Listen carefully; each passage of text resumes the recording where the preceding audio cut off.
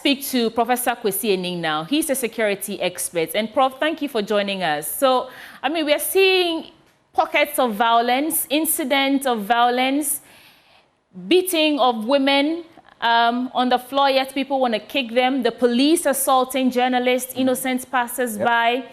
I want you to help us make sense of this. And I dare ask, has the Ghana Police Service failed us? Oh, no. I don't think this has anything to do with police failure at all. You know, when the political class deliberately incites and excites political attacks, irrespective of the Vigilante Act, Act 999, there's very little the police service can do. You see, this is a failure of our political culture. It's unfortunate, but it's not surprising, because violence in our politics has become a currency. If you pay well, you can get the macho men or the vigilantes to do your dirty work. And this almost brings to mind the extreme brutality that experienced at the Ayawaso West Wagon by-election.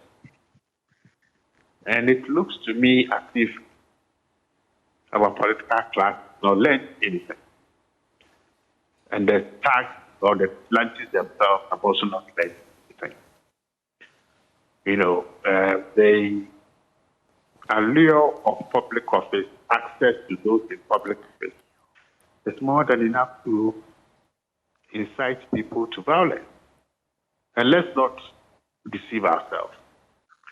I think both political parties and some of the actors who have suffered today have used utterances prior to the December 2024 election that sought to incite people to violence.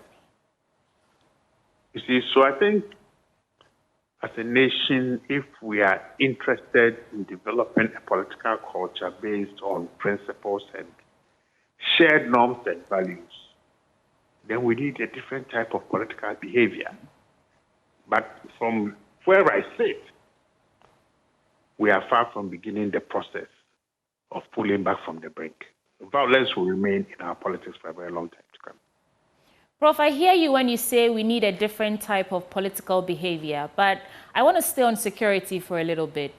We know that at the beginning of today, the Ghana Police Service had deployed about 100 police officers to one polling station, which meant that they had enough men to prevent such incidents of violence from happening. But we didn't see that. In one of the videos that I saw, you could see these macho men running around chasing someone. I couldn't tell exactly who. And the police just gave them way to come and pass. I think that that's something we should focus on, whether or not the police did the work that they were sent out there to do today.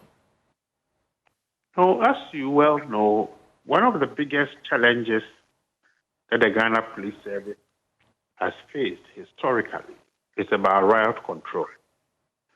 And particularly when you have, macho men who think they are politically connected and protected, deciding deliberately to flout the law and challenge the authority of the police. Then one of the options left to the police would be to use excessive force. And I can tell you, if they had done, you and I were talking about that right. So for me, the issue of political culture is very, if those who seek to attain power are willing to use violence to incite people to challenge the authority of the state and its legitimate actors. Look, there's very little the Ghana Police Service can do. Yes, they could have marked the place for 300 police officers per polling booth or polling station. But I can assure you also that would not have solved the problem if you have vigilantes who think they are connected and they will challenge the authority of the police. Then the police will have to use violence, and I can assure you that will lead to even more fulfillment. So I think we should be focusing also on on arresting these macho men, interrogating them as who hired, who funded them, and getting their backers in prison or before a court of competent jurisdiction. Because focusing on police criticism alone will not pull us out of the woods. And I can assure you, it's going to get more and more violent, and it's going to escalate and get out of hand. Look, the Ghana Police Service has a lot on its hands already.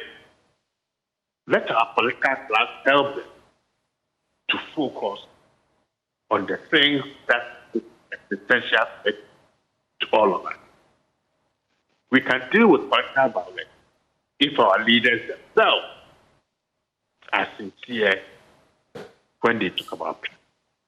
But I get the impression peace is just a word that they use without any sincerity and a desire to ensure that their followers also understands what that word means. Right now, I can bet you any by-election that we will hold or any election in this country will generate considerably more violence than we are seeing today. That sounds like a prophecy of doom, but I understand that it's backed with intelligence in your expert opinion as a security expert. Now, I want to isolate the Odoko Methodist polling station incident. That was the same place that the issue of violence began. It was a collation center during the election 2020, December 2024 election. I don't know so much about security, but I would think that the Ghana Police Service or the security personnel who are deployed to go there ought to have done some sort of assessment to understand that that place was a hotspot.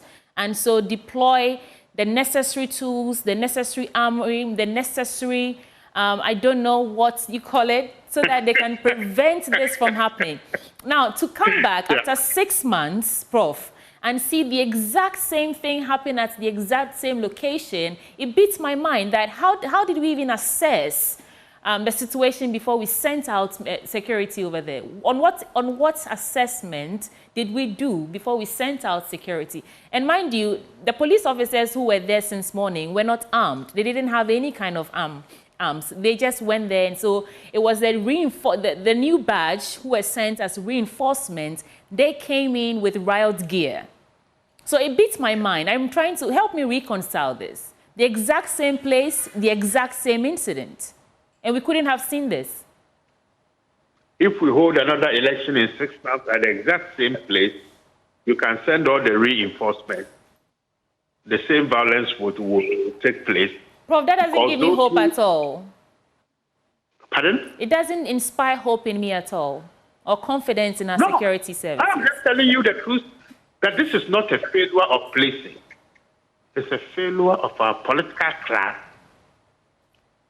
to abide by the rules of the game. Look, macho men are hungry, they are unemployed, they are unemployable.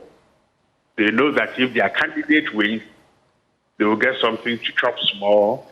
So they are willing to lay down their lives. It is not the responsibility of the police to deal with such characters. That is the job of the armed forces. And I think it was good assessment not to send the first battalion or the first group of police officers with weapons, because something bad would have happened. And that would have escalated the problem. Look, I like the phrase that you used, is it the prophet of doom? Yeah. I am not afraid to speak the truth with people, leaders in Ghana, do not like. Electoral violence will get considerably violent because violence pays. Violence gives access to office, political office. It gives access to juicy position. There is a direct positive correlation between those who incite violence and then when their party wins, they get juicy officers. Okay? So it's not going to stop now. Okay? I predicted 5 coup d'etats in West Africa. They have happened. one or two more are on the way. Okay, solid assessment and boldness in looking at the indices and the variables and drawing conclusions, leads to, characterizations as prophet of doom. Right. You are causing fear and panic. But Prof, you and I will have this conversation when there's an next election. Prof, hopefully Ghana is not one of those countries that your assessments show that a coup d'etat might happen here. But I want to move on from these merchants of war and conflict, and let's talk about this political behavior you're speaking about. Yes. Exactly what would it look like? That political behavior that we need to adopt in order to stop seeing incidents of violence mar a simple election like this. What does it look like? Well, the election is not that simple. Based on where the chips will fall tonight, whether it's the MPP that wins or the NDC, it changes the character of politics for the next 3.5 years.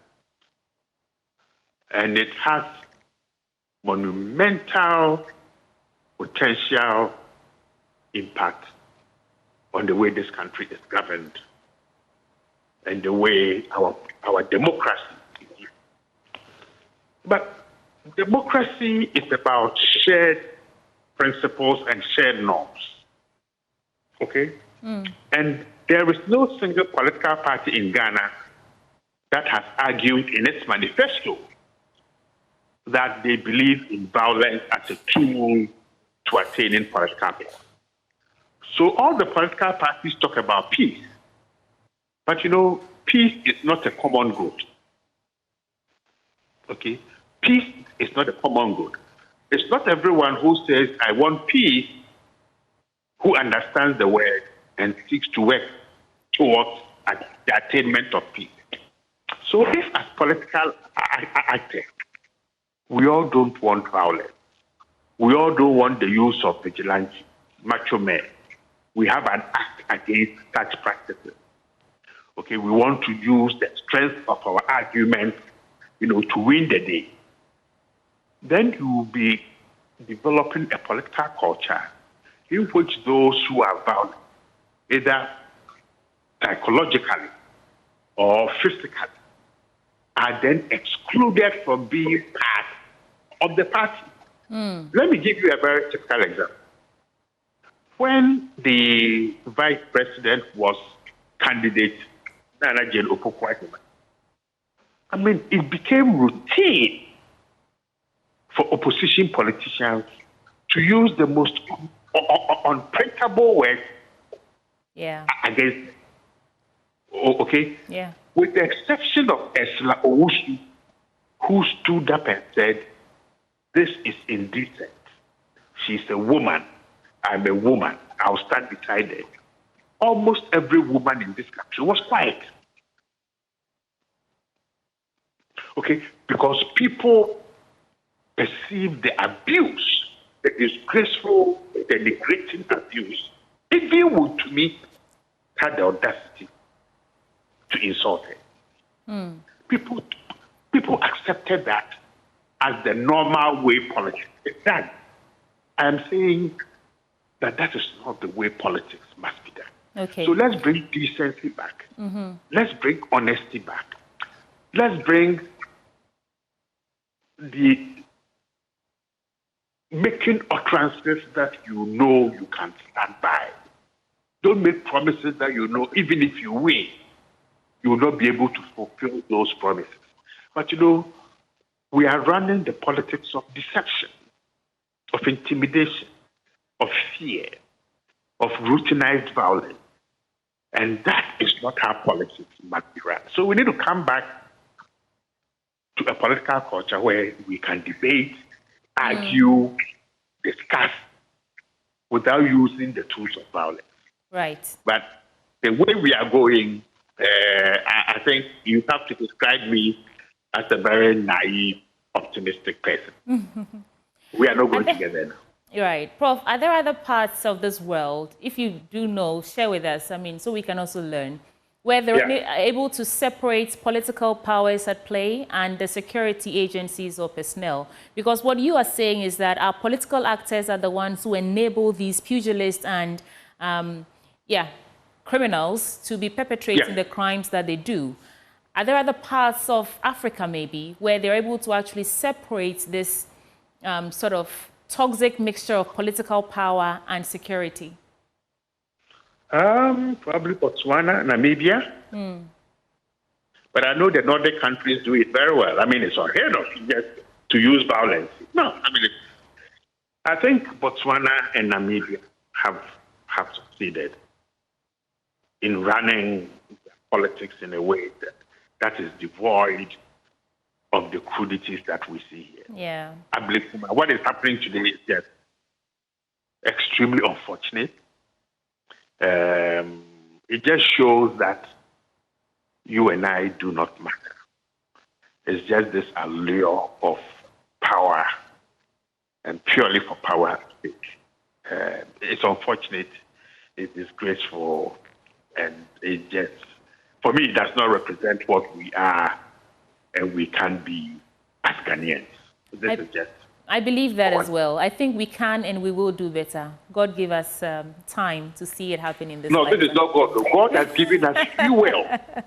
Right. God has given us free will, and as Ghanaians, we are so happy with that free will that we want to destroy what God has given us. Right. I think we should leave God out of this. Well, Prof, that's our time. Thank you so much. Professor Kwesi Aning is a security expert. Thank you.